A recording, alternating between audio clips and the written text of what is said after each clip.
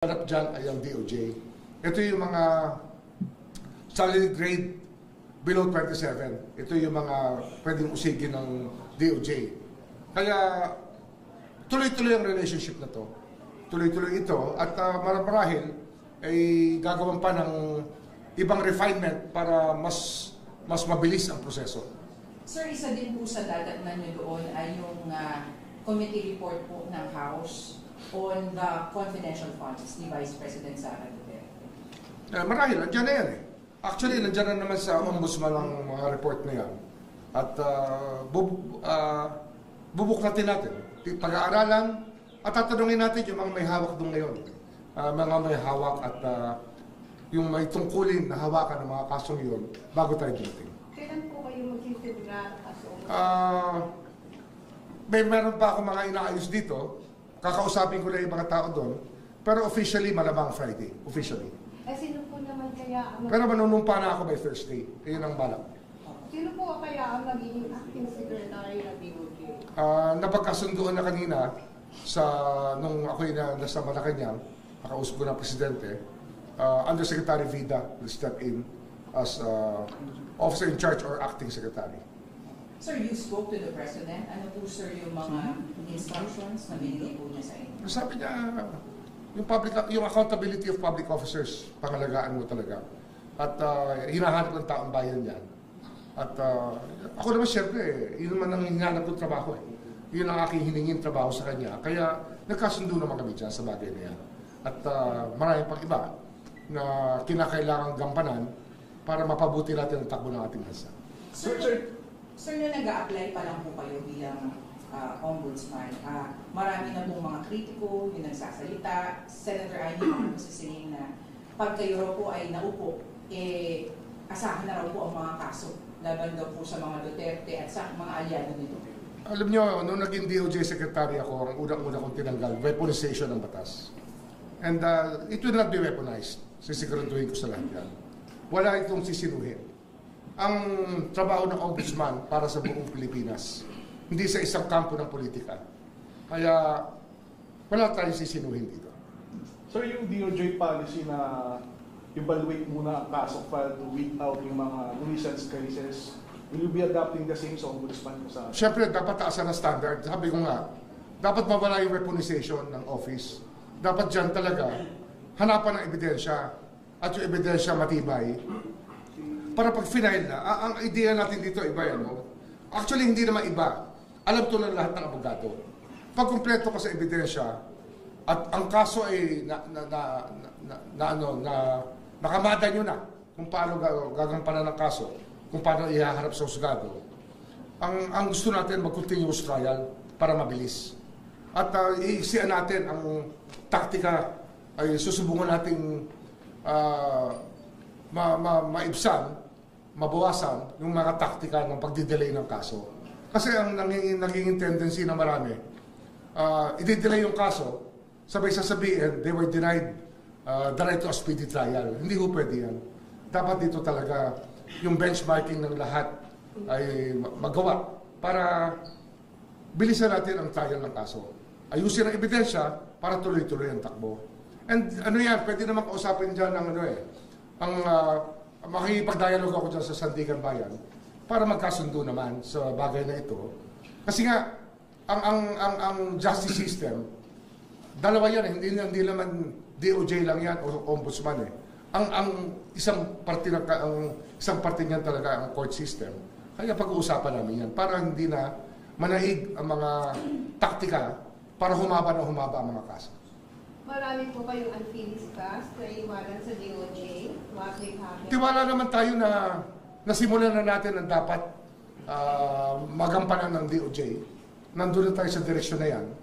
Kaya hindi ako natatakot na iwan ang DOJ na nandun pa yung mga trabahong kailangan gampanan. Pero, syempre ito talaga yung 3 taong kong ginagawa na araw-araw. So, mag-a-adjust pa tayo. Mag-a-adjust. Sir, meron ka bang mga list of names na recommend sa Pangulo na pwede bumalik sa iyo bilang Secretary of Justice? Hindi pa namin napag-uusapan. Yung una muna yung officer in charge. Yung officer in charge or acting secretary pagdating ng Biyernes. So, not necessarily related sa ghost projects, pero is there any government agency that you think that the Ombudsman should pay special attention to? Ano to buong gobyerno to the whole government system is the purpose by which this office was put up by the framers of the Constitution is to make all public officers accountable. So every branch of government comes in. Kaya wala tayong special rito. Lahat talaga we should live by the code of ethics, ethical standards, at lahat ng mga batas natin dapat sinusundan talaga. Kagaya ng sinusumpaan natin tuwing tayo nag-a-assume ng office. Sir, nung una po kayong umapak dito sa DOJ, sa una po natin interview, dinescribe niyo po yung DOJ na masalimuot.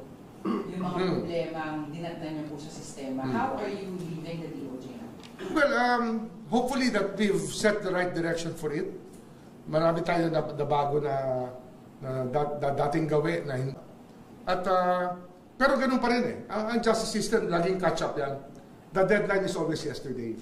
Yun ang sinasabi ko lagi. Kaya there's always a sense of urgency with what we do here in the office. That's why we go to work every day. Basta health permitting, we're here every day para gampanan lahat ng kailangang gampanan. Kasi marami tayong backlog. The backlog is always there to address.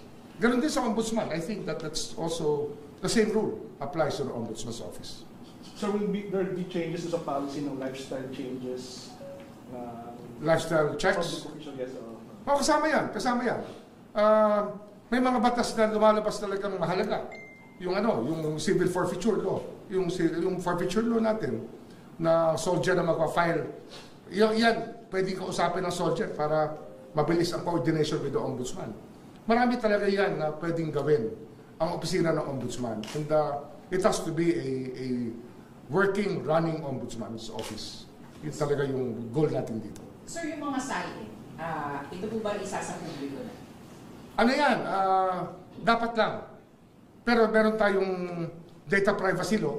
Meron tayong pangingatan. Wala tayong karapatang matatrample upon na ating mag-violate. Kaya we will glalagay tayo ng guidelines lang sa pag-release ng SALN. And basically, unang-una ayaw natin yung subject ng data privacy law, dapat igalang natin lahat yan. At pangalawa, hindi dapat maging risk yan sa mga tao na i-release mo information.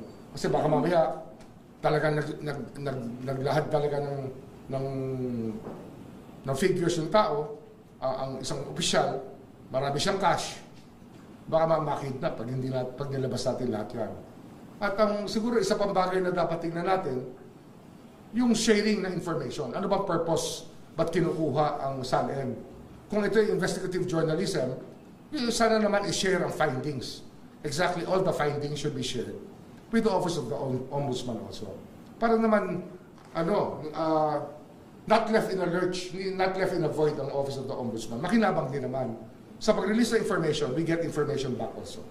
Sir, you mentioned din po doon sa JBC noon and yung interview niyo po sa media na gusto niyo makatuwang yung publiko sa paniniguan. Crowdsourcing. Crowdsourcing of information. Malaking bagay yan. Gagawa tayo ng mechanism para makuha namin ang gustong ilahad ng publiko tungkol sa mga taong dapat imbestigahan ng Office of the Ombudsman. So, yung automatic docketing po ng cases, Saan natin pag-usapan yun? Kasi I want to see how it runs right now, how the caseload of the Ombudsman's Office. I want to see the caseload of the Sandigan Bayan, kung gaano kabigat, para ma-estima natin kung paano tayo gagalaw dito. May time and motion na involved dito para mapabilis natin. Ang sinasabi ko nga, kung kaya i-continuous trial natin. Hindi na dapat umabot ng taon-taon para isang tao ay ma-convict o ma-acquit. Dapat dito talagang talagang i-build up ang kaso para ready for trial lahat ng kaso ipa-file ng Ombudsman sa Sandigan Bayan. So bilang Ombudsman po, baka may message po kayo sa mga tiwaling opisyal ng gobyerno? Hindi wala naman. Ang message lang natin dyan ay meron pong opisina ng Ombudsman na nagbabantay sa sa pagganap natin sa ating tungkulin at kung tayo hindi tatalima sa batas, ay mayroon pong nagbabantay pa rin at pananagutin po ang hindi susunod sa batas. Okay? Sir, may bilin ka ba sa mga opisyal na iwan mo dito? Yung mga trabaho? Carry on. I think that we're in the right direction. So the industry should carry on the fight here. Fight for justice.